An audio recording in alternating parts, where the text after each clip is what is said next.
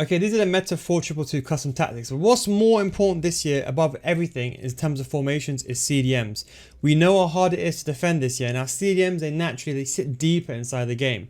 So you can see from some of these clips, because they sit deeper, it's easier for you to win the ball back. If you lose the ball, you lose possession, you get counters, you can win the ball back with those two CDMs. As opposed to, for example, if you compare that to a 4-4-2 where they sit higher. Now, it's true, 4-4-2 is very good for most players who are at that level that can attack. But what I've come to realize, a lot of you guys are struggling because of positional play, because your CDMs are nowhere, you run out with your centre back, and if you run out with your centre back, you're going to get done this year. There's no drop between defenders this year in a CDM instruction, unfortunately, so you can't even have that safety net or protection. But we're going to go over the tactics now. First of all, we're going to start with the balanced play style. I recommended press possession loss before. It's true, it does work against weaker players, but if you're versing someone on the same level as you, you need to go with balance. You can't overcommit this year. I don't like the way it is this year, but you're forced to play passive. Now, the width, we've actually gone with 47. It was a pretty good width. I just had I had it neutral, to be fair. I just reduced the width a little bit more. The 4-2-2, don't forget, you don't defend narrow. You actually defend in the 4-4-2 quite wide. So I just brought them inwards. Cams, they sit a bit internally, a bit more closer anyway. The depth, now this is so important. The depth's on 39. It's not a random number. In fact, a lot of you guys don't know this, but this year, they changed the way depth works. I'll leave an EA official note down below. But if the depth is above 45, your team end up pressing. That's why many of my tactics last year had 45 depth, and if you use them, you'd realize that the team, and that's why people use tactics as well, where the team is pressing. You don't really want that. So 39 depth, so they sit a bit deeper, and AI doesn't push out of position. Very, very important, guys. Then for build-up play, we have gone with balanced. Now, I would personally recommend long ball, but I have to bear in mind, you have to really understand your level here, guys. If you're sitting here right now and you know you're struggling and losing the ball from counter-attacks, definitely put this to balanced or even slow build-up play. Adapt this for your play style. I'd recommend long ball here. Otherwise, most players, I think balance is fine. Chance creation, I really think forward runs is the way to go. You can still do the cutbacks down the wing, and I do think it's very, very effective for the L1 triggers. To be honest, 5 backs is probably going to be meta, not now, but eventually, because of the new precision passes and stuff like that.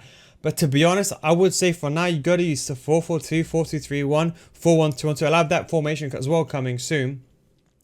The players in the box now, the way that I do this is to stop counters from wide positions. I put this to 3. And then what I do, and I know you're going to say, well, if you put it at the 3, doesn't the lamb and the ram not come inside the box? We're going to do that manually. Corners and free kicks, however you want to. I leave them on 1 because I just personally pass mine. Now we're going to go straight into the instructions. I just want to say this video is sponsored by FC24 and FIFA School Series. If you want to get better at FC24, you can come join my FC and FIFA School Series. We got hundreds of videos from last year for all the FIFA series, and we're going to be uploading new videos every single day. The videos are already there. How to learn the meta, and we're also going to go over how to improve as a player. And if you don't get better after 1 month, we will refund your money. That is a nil guides guarantee. We teach you the basics so you learn how to get good, not just for one FIFA or FC, but forever. Link is down below in the description. Stay ahead of the meta before it becomes the meta.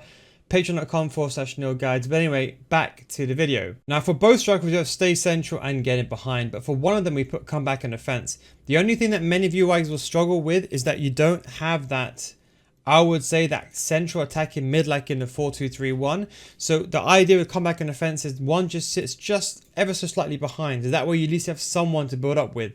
It's very important, guys, that you be a bit patient with this formation. Try not to be aggressive because you do lack that cam. But 2 strikers is important because everyone is playing so defensive. 2 CDMs. I think 4-2-3-1, although it's a good formation, I think you need to have 2 strikers. I think this is a year where there's going to be multiple formations as a default, not just one formation. All for all.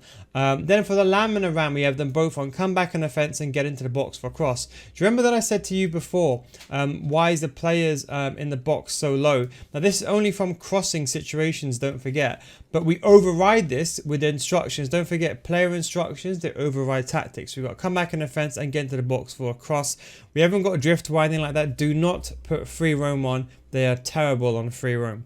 Now, this is the important one. So these guys are naturally cams, but they play as wingers. So make sure you put fast players here, not slow players here. In fact, I have Ludmilla and Swanson, two very quick and fast players.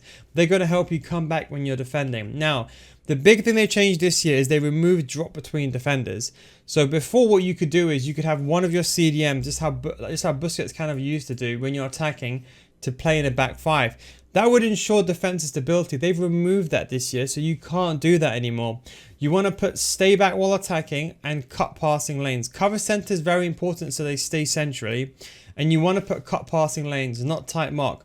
If there's two players like this with cut passing lane instruction, that player will naturally try to intercept the ball. That player will naturally go to intercept the ball. So you ideally want cut passing lanes all the time. The thing is, if you have another formation, let's say if I just go here to, like, let's say I'm just going to go here and we're going to go select a 4-4-2 just for example's sake. You can see there's no cut. You can only have stay back and cover center. You can't really have cut passing. That is why the two CDM formations are so important. As I said, they sit deeper. It's easier for you to win the ball back. Don't forget, they don't sit so deep where they don't build up. You can see some of these clips. I win the ball back manually myself high up when I press with my CDMs, and I win the ball back and I can push the ball going forward. So it's not like they're sitting so far where they're not involved in the attack either. They're in a good position. I'll definitely say that. I wouldn't put any of these on positional freedom, because I feel like when you do this, although it can help you in attack, if you like to play a specific way, they're going to be out of position when you lose the ball, and they're not going to be in the center. You want them to be in the middle all the time, and that way you can then press with them or run back if you need to be defensive. I would recommend running back with your CDMs. What's important here is the intercept playstyle, the jockey playstyle. Those will be priorities if you can get them. Like, for example, Sonnet, she has it. You need good sprint speed and defensive awareness. I would actually go for a lower height and go for those playstyles and those stats. I think it's so important. For the left back and right back, we have stay back for both of them. And what we've done is we put overlap in. So that way, if they do make a run, let's say you do a 1-2, they make the run on the outside. Now, the one thing you might find with this formation is sometimes there's no midfield presence. Do not remove stay back. Just push this player forward with the L, as I always tell you, L1, LB, and you can push a centre mid forward. If you don't do that already, this is what all the pro players do. That's why they have all their players on stay back. They push their players forward manually. So that's what I'd say in terms of the CDM. But this should resolve if you like the 4-4-2 attacking wise, but you struggle defensively. This should resolve your issues defensively. If you're still struggling, then I'll be honest, it's the way you're defending. If you're struggling, you're losing with this formation, still, it's the way that you're defending. The centre backs, do not put conservative. I've been seeing people suggest conservative. Do not do this at all. Although logically it makes sense by reading it, but they just stand there and they do nothing. Don't do it. But one thing I've changed for my goalkeepers this year is I put sweeper keeper on. The reason why is goalkeepers are dreadful. I'm sure you know what I'm talking about. They're dreadful. It's so bad. It's unbelievable. They can somehow run out and save a shot like they're Spider-Man. But then when they're like inside their goal position, they just let the ball go past them. The hands flail down. It's terrible. So I want my goalkeeper to come out. It's got the highest chance of winning the ball. Save with feet trait or sweep feet, whatever it's called. Play style is very good if you could try to get it. Goalkeeper's the price is a bit messed up at the moment. But anyway, that is the 4-2-2 tactics. I got a 4-2-3-1 video coming soon. That's going to be the big one. And to be honest, I got to do a lot more testing on the 4-2-3-1. Bit of a sneak peek as well with the 4-2-1-3 as well. We got something behind the scenes as well. But yes, I would say for now, I would not recommend a 5-back. Look, I'm going to be honest. The 5-back is going to be the meta again. It's very, I think, especially these 5-2-1-2s and 3-5-2s, it's because the left back and the right back, it's the way that you're able to move them in positions and use position lob to find them, or the 5-4-1 for the 5-4-1 for the disgusting German crosses. But I think right now for every single player, even pro players, I don't think it would be advisable to go to a back five now. I think you're better off starting on a staple formation and then going forward.